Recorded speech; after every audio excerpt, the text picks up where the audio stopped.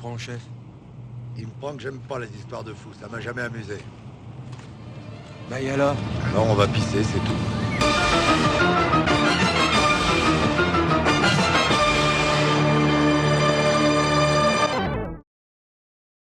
Si vous êtes un fan de la chaîne, et par ça je veux dire ultra fan puisque je l'ai dit dans une vidéo quasiment vide de contenu qui a plus de 10 ans et à peine 100 vues, Raymond DeVos c'est un de mes modèles créatifs. Maniaque de la langue française coincé dans le corps d'un clown poète, c'est une légende de la scène qui n'a besoin d'aucune introduction. Vous connaissez tous au moins un de ses sketchs, et si c'est pas le cas, je sais pas ce que vous attendez. Entre les jeux de mots à octuple sens qui étendent le dictionnaire des homonymes au point de rupture, Louis de loi de Louis, ah oui! Ah oui? Et que oui, Louis de loi de Louis? Et là, oui, ce que tout revoit! et les clowneries tristes très poétiques, souvent en même temps d'ailleurs. Bon, vous ne parlerez pas ça, mais...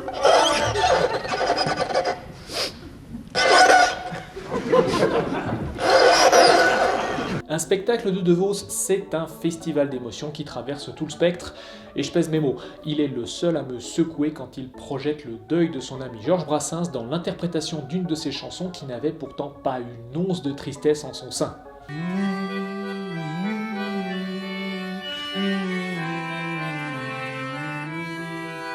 Donc t'es en train de me dire que cette chanson parle de marins joyeux qui baisent? Oui. Ah bah c'est ce que je pensais. Ma sœur était dans la marine et elle chialait tout le temps. Homme de scène avant tout, DeVos n'aura pas énormément fait parler ses talents de comédien au théâtre et au cinéma. Les fans de la chaîne savent que je le vois comme le diamant étincelant de Pierrot le Fou, même s'il n'est présent qu'à la toute fin pour une éphémère minute. Mais grand Dieu, ce qu'elle est belle. Non mais dites tout de suite que je suis fou. Dites, j'aimerais vous entendre dire, vous êtes fou. Dites, vous êtes fou, c'est tout. Vous êtes fou. Eh ben je préfère, c'est mieux ça. Et cette courte aventure cinématographique s'est terminée en 1973 avec La raison du plus fou, un film écrit par le maestro lui-même. Une curiosité qui n'a pas fait grand bruit à l'époque, et encore moins aujourd'hui, mais que je me devais de vous présenter. Donc, La raison du plus fou, réalisé par François Reichenbach, est le film qui raconte l'histoire d'un surveillant d'asile, joué par Raymond DeVos, qui décide d'exfiltrer deux pensionnaires, joués par Patrick Penn et Paul Amour, pour aller leur faire voir la mer. Dans ce but, ils volent la Cadillac des gérants et en avant Guingamp. Ou pour être plus précis, la Côte d'Azur. L'océan, c'est pas la mer, et Guingamp, c'est même pas l'océan. Alors comme ça, on dirait une loufoquerie qui a servi tant de fois de base à un sketch du grand Raymond, qui ici va se mettre lui-même en scène avec deux inconnus en assistance pour lui donner la réplique sans pour autant lui voler la vedette. Et autant la loufoquerie, on n'en a pas encore gratté la moitié du début, autant la vedette, DeVos c'est quand même pas aussi égoïste. Parce que les gérants de l'asile y sont joués par Jean Carmet et Alice Sapritch, qui décident, parce que sinon il n'y aurait aucun enjeu dans ce film, de poursuivre les fugitifs en volant un camion qui est conduit par Paul Prébois, et une fois sur l'autoroute, ils se font arrêter par deux gendarmes qui sont joués par Pierre Richard et Lino putain de Ventura qui... Ok stop, quand le film s'offre le luxe de se payer Lino Ventura dans un petit rôle, faut s'arrêter sur l'événement. Parce qu'avec Pierre Richard, il forme un duo de bons flics mauvais flics dont l'originalité en termes d'écriture rajoute une surcouche élève-professeur. Ah c'est la leçon du... Oui, c'est un nouveau, je lui apprends à verbaliser. Et bien entendu, quand t'as Lino à l'écran, tu fais parler le talent. Alors là, écoutez, non, je m'excuse, mais moi, monsieur, j'ai pas le temps de jouer, vous comprenez? Vous n'avez pas le temps de jouer? Si, j'ai tout le temps. Ah si, on va jouer, si. Et autant l'écriture de cette séquence est solide, autant on pourrait reprocher qu'elle n'est pas au niveau de DeVos. Ceci dit, j'ai omis de vous parler de la scène précédente, également à base de force de l'ordre, qui pourrait être tirée directement d'un de ses sketchs. Pardon, monsieur l'agent, pour sortir d'ici, s'il vous plaît. D'où? D'ici. D'ici? Oui. Ah, mais ici, c'est pas dans Paris. Ah, on n'est pas dans Paris, ici, Si, Paris, c'est ici. Mais ici, c'est en banlieue. Le problème de la séquence avec Pierre Richard et Lino Ventura, qui a la vertu d'étendre le type d'humour du film tout en restant dans cette absurde d'ambiance qui englobe toute la réalisation, c'est qu'on voudrait en voir plus. Et mécaniquement, il y a certains éléments dont on voudrait voir moins. Parce que Paul Prébois, une fois son camion dérobé, il se retrouve coincé à l'asile à vouloir contacter sa boîte pour savoir quoi faire. Encore, et encore, et encore. La mise en scène lui offre même une secrétaire, mais le gag reste que l'interlocuteur ne décroche pas. C'est très pauvre.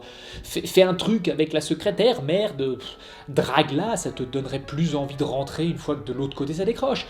Ou bien, je sais pas, deviens dingue pour justifier le titre du plus fou ou autre chose, quoi que ce soit qui casserait la monotonie d'un plan qui se répète 6 fois. Notez que j'ai dit monotone, là où j'aurais pu dire pas drôle. J'ai fait exprès, parce que si ce film se voulait drôle en son cœur, ce serait pas exactement une réussite. Mais je suis sincèrement convaincu que c'était pas le but. Par nature, le film est un grand road trip, ponctué de sketchs portés par des cadors de l'époque. Pierre Tornade, Qui parle de se suicider, c'est un accident tout simplement. Julien Guillaumard, Mais il est 1h. Eh bien justement, madame, c'est l'heure du déjeuner. Eh bien, je déjeune, monsieur. Roger Hanin, J'aime pas qu'on marche sur les pieds, moi. Qu'est-ce que tu viens faire chez moi, d'abord? Mais nous voudrions des chambres, alors. Mais tu pouvais pas le dire, mon frère. Sophie Desmarais, qui était une habituée des grosses têtes. Oh puis non, t'évites la Carmen, t'en sortiras pas. Il y a du star power. Mais ce qui fait avancer l'action passe par De Vos, les deux fous, et pour un petit moment une autostoppeuse danoise jouée par Mart Keller, qui voyagent et qui profitent du paysage et ont leurs petites aventures bucoliques sur les routes ensoleillées d'un beau pays. Dans ces séquences, il n'y a pas beaucoup d'impact, mais comme elles sont ponctuées par les bons mots de Raymond DeVos, elles restent quand même très plaisantes. Et en prime, la dynamique entre Jean Carmet et Alice Sapritch, toujours en poursuite et donc jamais très loin, est très drôle.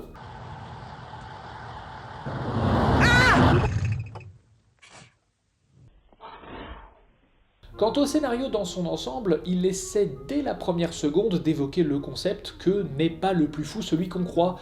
C'est plutôt le monde qui est fou et ceux qui voudraient s'en éloigner sont les vrais saints d'esprit. Mais tous ces concepts manquent de punch et de cohésion, ce qui fait qu'en définitive, les deux pensionnaires de l'asile qui accompagnent De Vos au début, dont le seul crime qui les a condamnés au rejet de la société, c'est d'être des hippies amoureux et qui n'ont qu'une seule envie, c'est de disparaître des radars. Je sais pas si c'est une belle allégorie filée tout au long de la narration ou juste le fait que le scénario ne savait pas trop quoi faire de ces personnages. Le film saute à pieds joints dans cette ambivalence à la fin où De Vos et compagnie arrivent, fauchés comme les blés et exténués, à Nice, tout ça pour se rendre compte qu'Alice Sapritch les avait battus, mais suite à un impromptu entre elle et Jean Carmet, elle est complètement désintéressée de la poursuite. Ce qui ne laisse plus que De Vos, laissé pour compte par ses compagnons qui lui ont fait un faux bond assez définitif, et il fait un monologue au point triple entre drôlerie, poésie et tristesse, qui, une fois de plus, pourrait être tiré tout droit d'un de ses spectacles. Qui a tort, qui a raison? Pas longtemps, j'ai donné raison à tout le monde, jusqu'au jour où je me suis aperçu que la plupart des gens à qui je donnais raison avaient tort. Donc j'avais raison. Par conséquent, j'avais tort.